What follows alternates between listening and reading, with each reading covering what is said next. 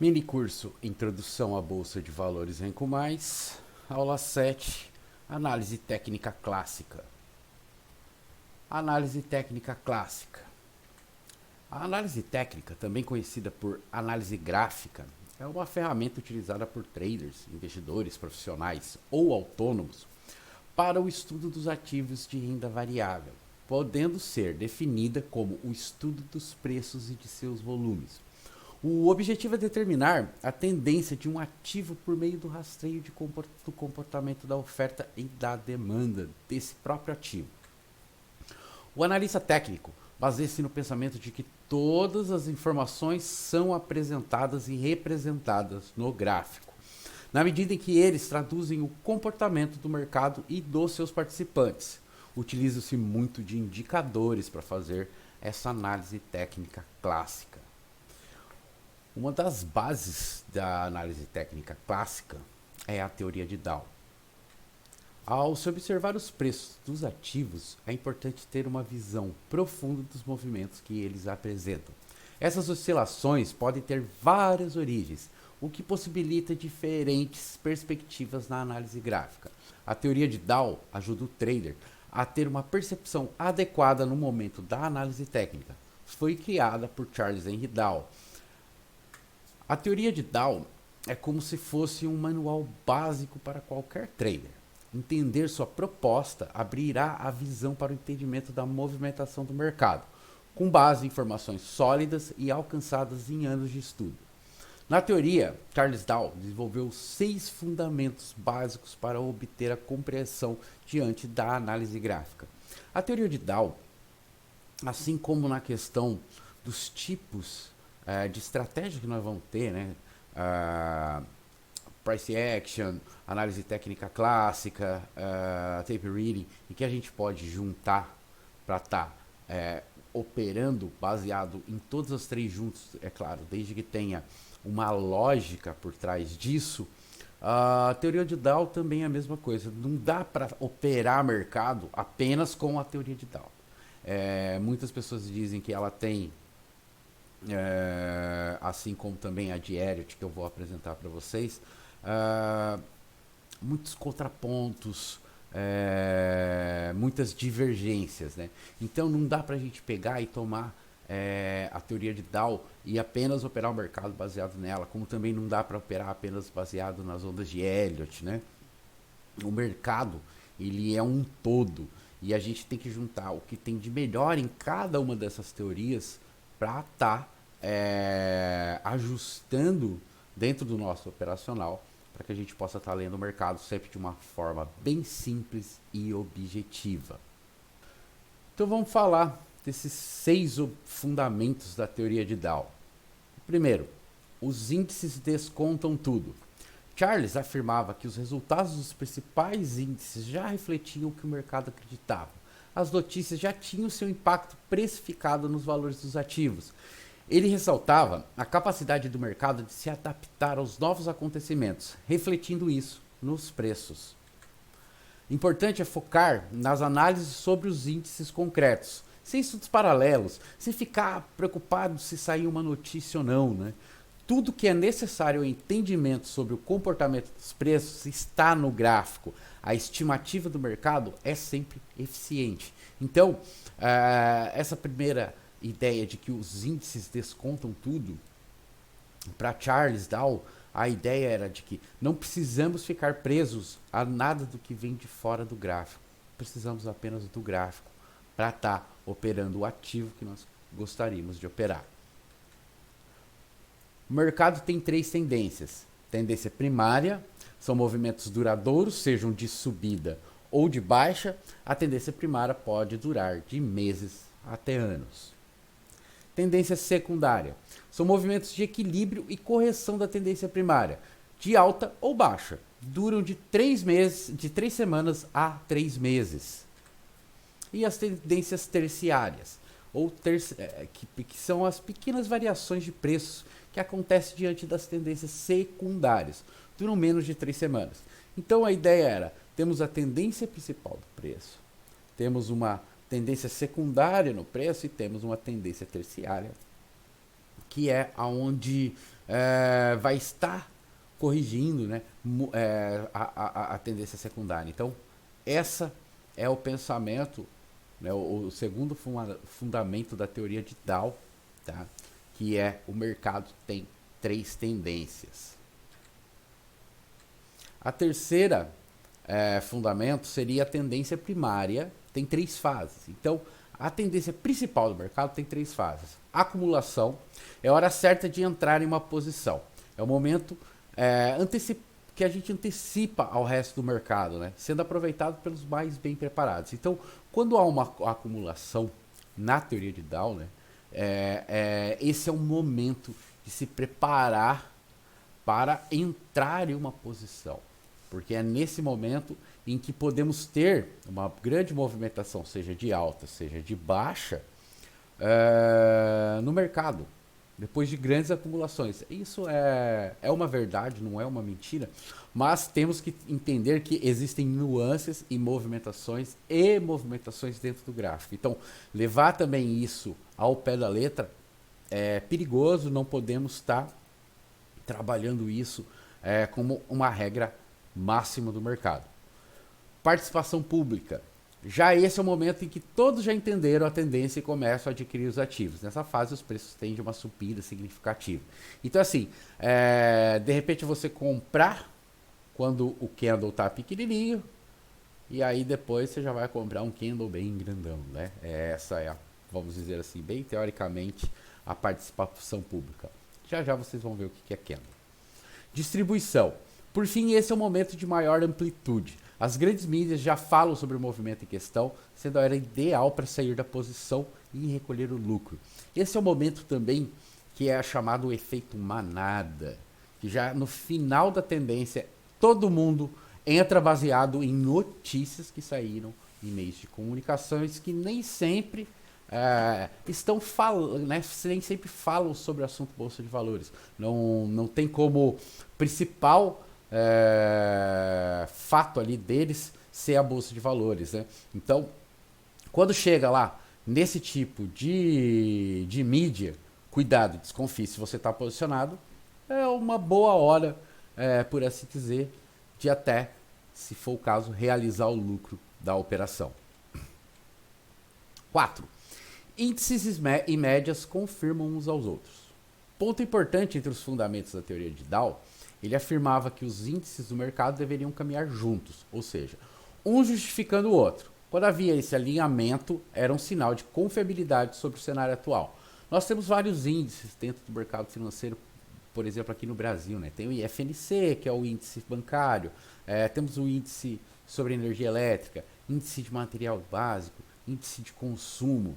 Então, qual que é a ideia dessa questão dos índices? Quando todos esses índices olham para o mesmo lado, quer dizer que a economia está indo bem, quer dizer que está subindo. Então, provavelmente, a Bolsa de Valores vai estar subindo também. Provavelmente, os ativos em Bolsa de Valores vão estar subindo também. Então, essa é uma ideia muito bacana da teoria de Dow, que é muito válida, sim, para o mercado, né? E a base de pensamento se dava a respeito das origens dos índices. Cada um trata de um ponto importante da economia, representando os setores. Assim, eles eram complementares. Se todos apontavam uma direção, a análise era confiável, né? Então, só reforçando aquilo que eu disse, essa questão dos índices e médios confirmam uns aos outros, dentro da teoria de Dow, é válida. Se a gente for, claro, também olhar uma questão de macroeconômico, dependendo do tipo de estratégia que você vai fazer, não vai necessitar tudo isso, né? Porque às vezes você vai estar precisando que a ação relacionada àquele índice suba. Então aquele índice pode estar subindo e os outros índices caindo, e você entrando a favor de uma ação que é cotada, né? Que está dentro daquele índice. E aí, consequentemente, se o índice está subindo, a ação provavelmente também vai estar se valorizando, e aí você consegue estar obtendo lucro baseado em uma análise não só da ação do ativo, mas também do índice, um ajudando o outro, um complementando o outro. 5, né? O volume confirma a tendência. Apesar de ser uma informação menos importante, o volume também era um fator a ser analisado. Segundo Charles, os movimentos de crescimento ou de diminuição do volume ajudam a identificar tendências de alta ou baixa. E também o volume ajuda também a entender o momento que está chegando ao final, né, ou começando a chegar ao final uma determinada tendência. Nós nunca sabemos exatamente o momento da reversão do mercado em si, mas o volume pode ajudar sim determinados traders. É claro que existe uma N indicadores dentro do mercado financeiro, então existe N fatores que podem te ajudar a ler essa questão também do final de uma tendência ou chegando ao final. Você pode aprender a ler isso também através do próprio price action, tudo mais. Então, o mercado ele é bem democrático, desde que você tenha lógica inserida dentro daquilo que você vai estar fazendo, utilizando de estratégia para estar trabalhando tanto como um day trader, né, ou como um position trader. E o sexto fundamento da teoria de Dow é: tendência existe até os sinais de reversão. Então o corpo em movimento continua em movimento até que outra força contrária seja exercida sobre ele. Primeira lei de Newton. Mas também se aplica perfeitamente a sexta teoria de Dow. Se tratando dos preços, a tendência se mantém até que não haja nenhum sinal de mudança nos valores. Então, às vezes, um candle pode já começar a identificar uma mudança provável naquele movimento, né? Então, quando você entende a leitura do mercado, contexto de mercado através do price action, você vai entender que, por exemplo, um determinado candle vai estar dando sinais de fraqueza e que a partir daquele candle pode-se sim o mercado começar a lateralizar para depois reverter, que é geralmente isso que acontece dentro do ciclo de mercado. Nós temos a tendência, lateralidade e reversão da tendência. Então essas são os 6 fundamentos da teoria de Dow. E agora vamos falar das ondas de Elliott, que tanto fazem parte da análise técnica clássica, quanto fazem parte também da análise técnica moderna. A teoria das ondas de Elliott baseia-se na experiência e observação do mercado, refletindo o comportamento das massas. Em outras palavras, Elliott propôs que os ciclos de mercado eram uma resposta às reações dos investidores, aos fatores externos, fazendo o mercado ir da euforia ao pânico, né? Então, da euforia da compra ao desespero da venda. Ele percebeu que os movimentos descendentes e ascendentes seguiam certos padrões de repetição, dividindo-se em outros padrões, chamados de ondas. Essa teoria é similar à teoria de Dow, na qual os preços se movem-se em ondas. A ideia seria essa aqui, o fractal, o famoso fractal 5-3. Né? Então, Elliott, dentro do pensamento da teoria de Dow, que era perna de tendência, perna de correção, ele começou a notar aqui que a gente tinha o quê? Né? A gente tinha um ciclo de 5 pernas à tendência e 3 pernas na correção, né, dessa tendência. Então, todo movimento de flexão e flexão de Dow tinha ali dentro o que é chamado de fractal 5-3 teórico da teoria de Elliott, né, que seria perna 1, perna 2, 3, 4, 5 na tendência e o fractal ABC, né, na correção dessa tendência. Né? Então, essa teoria básica de Elliott dá uma leitura excelente de mercado. Infelizmente, Elliott continuou, tá? Se eu não me engano, são 34 ondas podendo ser contadas dentro da teoria de Elliott. Então, ela é bem complexa, sendo que ele poderia ter ficado só aqui no fractal 5-3, que simplifica muito bem o momento da tendência do mercado. Então, esse aqui é o famoso fractal 5-3. Continuando então, vamos falar então agora um pouquinho dos tipos de gráficos que a gente tem dentro da Bolsa de Valores, né, que a gente pode estar usando para analisar nossos ativos. Né? Nós podemos dividir em 2 categorias os tipos de gráficos, temporais e atemporais. E são com eles que vamos ter a possibilidade de analisar os ativos para fazer nossas operações. Gráficos atemporais são aqueles que não usam o elemento tempo em sua formulação. Exemplo, o renko, o gráfico ponto, o gráfico range, entre outros. E os gráficos temporais são aqueles que o tempo está inserido dentro dele, que é o gráfico barra, o candlestick, o gráfico linha. Então, esses dois são os dois tipos, né, as duas categorias de tipos de gráficos que a gente vai encontrar.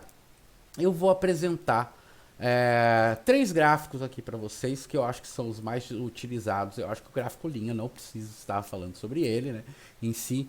O gráfico ponto, o gráfico range são menos usados, tá? Mas, por exemplo, eu sou um amante e uso muito o gráfico renko, principalmente para operações de day trade. No longo prazo eu uso muito candlestick, eu tenho uma boa base de candlestick, tenho o meu método criado junto do gráfico renko, tenho uma boa bagagem já de leitura de gráfico renko e desenvolvi alguns padrões, né, reconheci alguns padrões de repetição que existe dentro do gráfico renko. É ele que eu ensino bastante aqui no canal do YouTube. Gráfico renko. Criado no Japão, o gráfico renko tem se tornado bastante popular. O nome renko deriva de uma palavra japonesa que significa tijolo. Bem, na verdade, é renga, né? Então, a palavra renga significa tijolo. A principal característica do gráfico renko é que, ao contrário dos outros tipos de gráfico, ele leva em consideração apenas a variação do preço, desconsiderando o tempo e o volume de negociação existente ali dentro. Então o renko ele é formado, como dito, pela variação do preço. Por exemplo, se o tick padrão de ativo é 1 centavo, como nas ações, né, o 10R, como chamamos, vai equivaler a 10 ticks, ou seja, 10 centavos, descontando assim o tempo que foi levado para se formar esse box e levando apenas em consideração o preço. Esse aqui é o exemplo dos gráficos renko. O renko em si, ele é esses boxzinhos aqui. Depois foi se inserido os pavios, que é o quê? É onde teve a mínima, né, e a máxima foi o fechamento dele. Então, no renko, os pavios, a gente vai ter abertura máxima ou mínima, né? Então, a gente vai ter o fechamento sendo como máxima ou mínima. Então, é a abertura máxima ou mínima e o fechamento, só que representado sempre o fechamento, né, como ou a máxima ou mínima do candle, do box. Se o box for positivo, a máxima é o fechamento. Se o box é negativo, a mínima é o fechamento. E, claro, se eu tenho aqui inserido 10 ticks, então eu preciso de 10 ticks daqui para cá para formar esse box. E aí forma esse box, começa a formar outro box. Então mais 10 ticks para baixo, forma outro box para baixo. E a mesma coisa aqui. Só que aqui o que acontece quando a gente tem o pavio? A gente sabe onde o box foi e para onde ele voltou e acabou fechando. Então, aqui ó, eu tenho 10 ticks. Aqui eu posso ter mais de 10 ticks, porque para inverter eu tenho que ter da abertura mais 10 ticks contrário aqui para abrir outro box. Aqui provavelmente chegou a um tick de virar negativo e voltou e fechou positivo esse box, né? Então esse é o gráfico renko. Continuando, gráfico de candlestick. Eu acho que o gráfico mais conhecido aí dentro do mercado hoje em dia, né? Cheio de padrões que a gente tem dentro do candlestick, né? Que às vezes as pessoas acham que tem que decorar esses padrões para estar operando no mercado. Não é necessário, você tem que entender mais o contexto do que propriamente um nome daquele candle. Mas vamos falar um pouquinho sobre candlestick, né? Uma representação gráfica originária do Japão do século XVIII, onde mercadores de arroz já utilizavam. Foi trazido para o Ocidente na década de 1980. Também indica os valores mínimos máximos de abertura e fechamento em um determinado período. A principal característica deste gráfico é mostrar os sinais de reversão do mercado. O corpo real do candle aponta a diferença entre o valor de abertura e o valor de fechamento do pregão. As sombras indicam os valores máximos e mínimos, o que o ativo atingiu naquele período, né? Então, esse aqui é um gráfico Renko. Pode ser de um dia, pode ser de 5 minutos, pode ser de uma semana, de um mês, de um ano, de um minuto. Então, o gráfico de candlestick, independente do tamanho que ele tiver, ele vai ser, né, ou do tempo gráfico que ele vai ser representado por o quê? A abertura, esse que é um candle positivo, o fechamento, a mínima e a máxima. E o negativo? E o candle que fecha negativo, virado para a venda. Abertura, fechamento, mínima e máxima. Então, esse é o candlestick. E o corpo é o quê? É a distância entre a abertura e o fechamento. Então, podemos ter corpos grandes como corpos pequenos nos candlesticks. Então, eu posso ter candles onde eu tenho uma grande sombra e corpos pequenos, né, representando essas grandes sombras. Então eu posso ter candles assim, onde eu tenho um corpo pequeno e sombras enormes, né? Como eu também posso ter candles onde eu não vou ter sombras. São os famosos Marubozus. Então eu posso ter também candles que eu não vou ter grandes sombras ou nem pequenas sombras, né? Então a variação dos candles é bem grande e significativa, podendo, como disse, né, delimitar locais de reversão do mercado. E o gráfico barra é o gráfico de barras. Hoje em dia é muito pouco utilizado, mas foi um dos primeiros gráficos a ser utilizado no mundo ocidental. É uma forma de apresentação gráfica em que cada período de atividade de um ativo é representado por uma barra vertical, né? A abertura, o primeiro negócio do dia, será representado por um tique horizontal do lado esquerdo da barra. E o fechamento, o último negócio do dia, representado por um tique do lado direito. Além dessas duas informações, também estão contidos o preço de máxima e mínima deste período de negociação.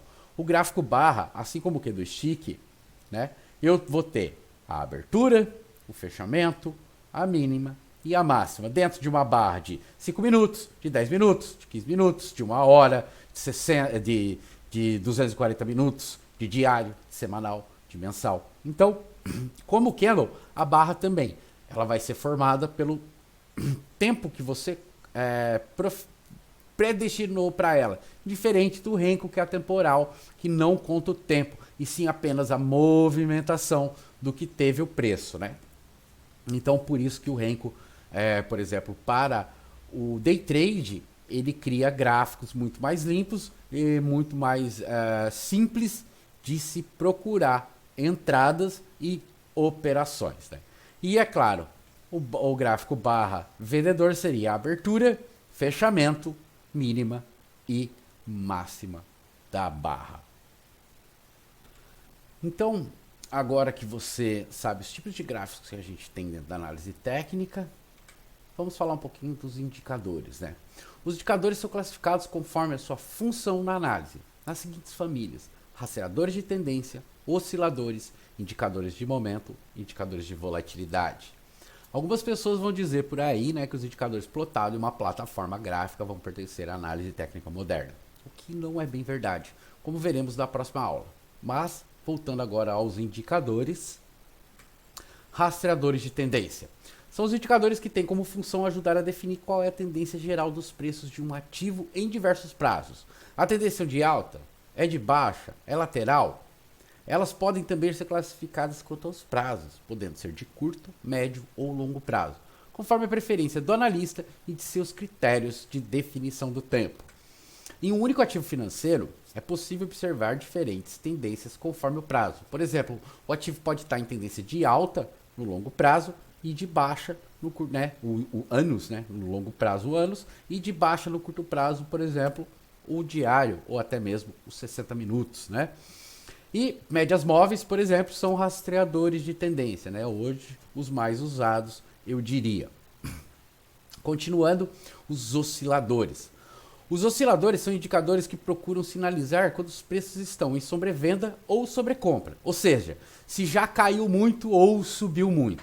Eles são construídos a partir de fórmulas matemáticas, mas essencialmente se apoiam na ideia de que os preços tendem a retornar às suas próprias médias. Cuidado ao ler os osciladores achando que o primeiro sinal de um oscilador já é um sinal de sobrecompra ou sobrevenda.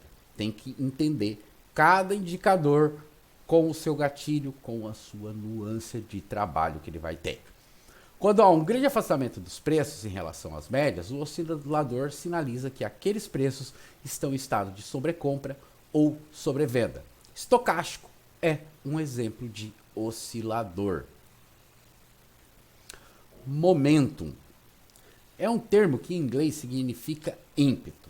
Os indicadores de momento são aqueles que tentam dar pistas sobre a aceleração de movimento de preços. Eles são muito interessantes para se usar junto com rastreadores de tendência, por exemplo, pois eles dão pistas se aquele movimentação está acelerando ou não, ou seja, se ela tem força ou não.